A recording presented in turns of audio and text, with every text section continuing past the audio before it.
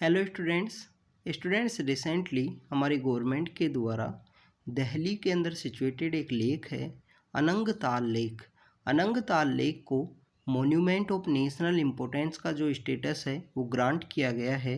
तो आज हम इस वीडियो के अंदर जानेंगे अनंगताल लेक है उसको किसने इस्टेब्लिश किया, किसने इसको फाउंड किया है, कौन उस समय में रूलर हुआ करते थे जिनके द्वारा इसको बनाया गया।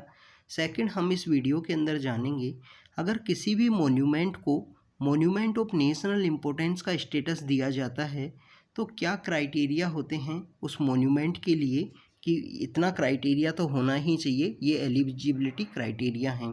तो इन सब के बारे में आज हम इस वीडियो के अंदर जानेंगे।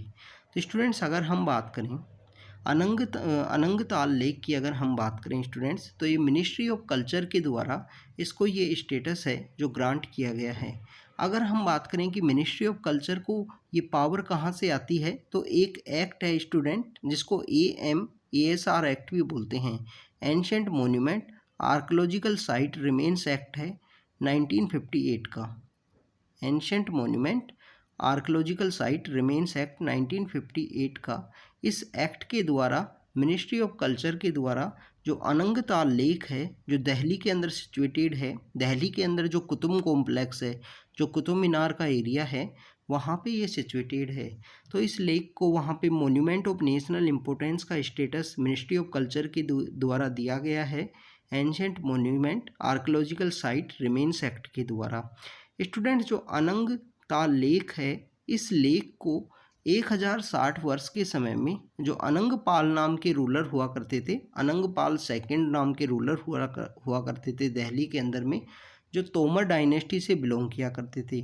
स्टूडेंट्स, ये वही तोमर डायनेस्टी है जिसके द्वारा दिल्ली और हरियाणा का जो एरिया है उसको उसका जो 8th सेंचुरी से लेकर जो 12th सेंचुरी तक का जो समय है उस समय में रूल किया गया था। अनंगपाल सेकंड जो तोमर हैं उनकी अगर हम बात करें तो इनके द्वारा काफ़ी कुछ वर्क किए गए हैं। जैसे दिल्ली, जो मॉडर्न दिल्ली है, जो लुटियांस दिल्ली है, वो तो ब्रिटिश के द्वारा इस्टेब्लिश की गई थी, बट जो मॉडर्न, जो प्रेजेंट समय में दिल्ली का जो रूपरेखा है, जो जोग्राफिकली एरिया है, उसको इस्टेब्लिश किया गया था अनंगपाल सेकंड जो रूलर हैं, अनंगपाल तोमर, उनके द्वारा ही इसको इस्टेब्लिश किया गया था। इसके अलावा इनके द्वारा जो लाल कोट है उसको बिल्ट किया गया, जिसको बाद में जो पृथ्वीराज चौहान के द्वारा मर्ज कर दिया जाता है किला राय पिथौरा के रूप में। जो पिलर, आयरन पिलर है मेहरौली का, उसको ये लेके आए थे उदयगिरी, जो सेंट्रल इंडिया के अंदर लोकेटेड है, वहाँ से।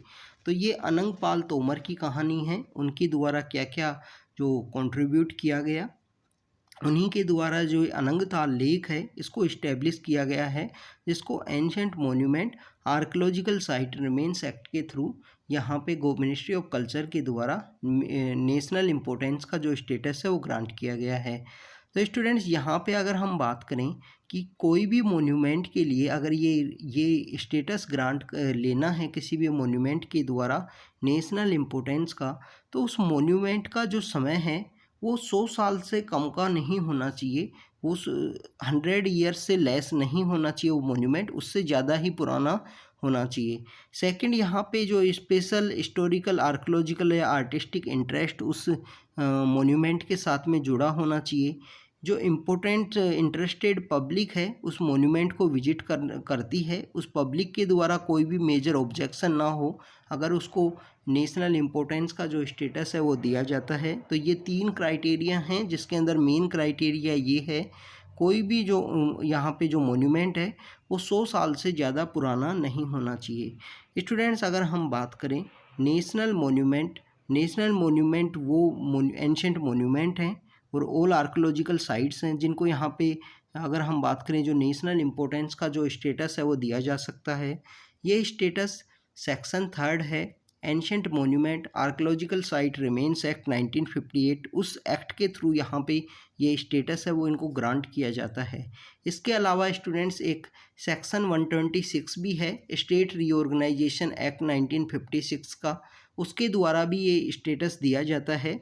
सेक्शन 126 जो है स्टेट रीऑर्गेनाइजेशन एक्ट है 1956 का, जिस समय में इंडिया के अंदर सेवन्थ कॉन्स्टिट्यूशन अमेंडमेंट एक्ट आता है और बहुत सारे स्टेट्स हैं वो क्रिएट होते हैं, दोबारा से स्टेट्स का क्रिएशन होता है। इसके अलावा स्टूडेंट्स अगर हम बात करें, अगर ये किसी भी मोन्यूमेंट को ये स्टेटस मिल गया है नेशनल इम्पोर्टेंस का, तो वहाँ पे आर्कियोलॉजिकल सर्वे ऑफ इंडिया जो हमारा एक इंस्टीट्यूशन है, उसकी मेन रिस्पॉन्सिबिलिटी है प्रोटेक्ट करना है, उसको कंजर्व करके रखना है और मेंटेन करना है उस मोन्यूमेंट को। उसका जो रिस्टोरेशन है वो भी किया जा सकता है archaeological survey of India.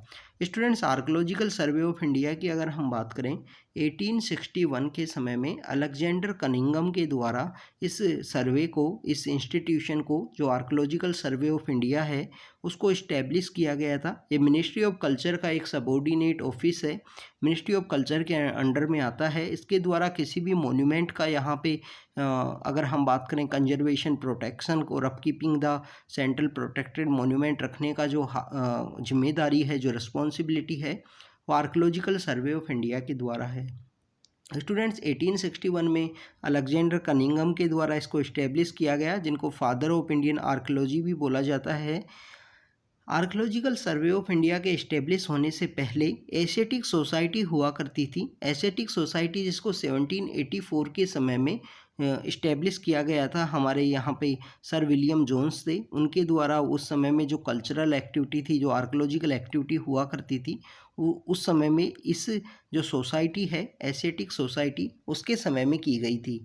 Students, आप कमेंट सेक्शन के अंदर बताना, जो एशियाटिक सोसाइटी जो इस्टेब्लिश की गई थी उस समय में हमारे यहाँ पे जो गवर्नर जनरल थे, जो उनको गवर्नर जनरल ऑफ बंगाल बोला जाता है, वो कौन थे उस समय में।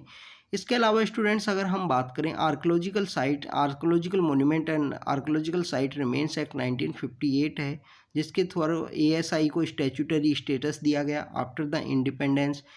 जो आर्कियोलॉजिकल सर्वे ऑफ इंडिया है, इसका जो हेडक्वार्टर है न्यू दिल्ली के अंदर लोकेटेड है, और इसके एक जो DG होते हैं, डायरेक्टर जनरल, उनके द्वारा इस इंस्टीट्यूशन को लीड किया जाता है।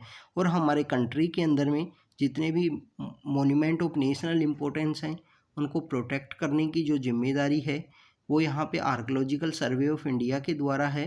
अभी रिसेंटली कुछ हमारे यहाँ पे कुछ मोन्यूमेंट्स हैं जिनको मोन्यूमेंट ऑफ नेशनल इम्पोर्टेंस के रूप में इस्टेब्लिश किया गया है। तो स्टूडेंट्स, उसके अंदर में जो नागपुर का ओल्ड हाई कोर्ट की जो बिल्डिंग है, आगा खान प्लेस है जो आगरा के अंदर में आगा खान का हवेली है, हाथी खाना है आगरा के अंदर में हवेली ऑफ हाथी खाना, नीमराना एक प्लेस है राजस्थान अलवर डिस्ट्रिक्ट के अंदर में जो नेशनल हाईवे के ऊपर सिचुएटेड है, दिल्ली जयपुर हाईवे के ऊपर। तो नीमराना के अंदर में बावड़ी हैं, उनको यहाँ पे। इसके अलावा हम बात करें कि Vishnu temple and कोतली Pithoragarh district जो उत्तराखंड के अंदर है, ग्रुप ऑफ टेम्पल जो रानीपुर के अंदर उड़ीसा के अंदर बोलांगीर डिस्ट्रिक्ट के अंदर लोकेटेड हैं। तो ये कुछ मोन्यूमेंट्स हैं जिनको मोन्यूमेंट ऑफ नेशनल इम्पोर्टेंस का स्टेटस गवर्नमेंट के द्वारा अभी कुछ समय पहले दिया गया है। तो स्टूडेंट्स, इस वीडियो के अंदर हमने जाना अनंगताल लेक के बारे में, जिन मोन्यूमेंट्स को जो स्टेटस दिया गया है उनके बारे में। तो ऐसे ही शॉर्ट वीडियोज़ के थ्रू हम आपसे कंटिन्यू मिलते रहेंगे। आप कंटिन्यू अपना हार्डवर्क कीजिए, कंटिन्यू अपनी पढ़ाई कीजिए।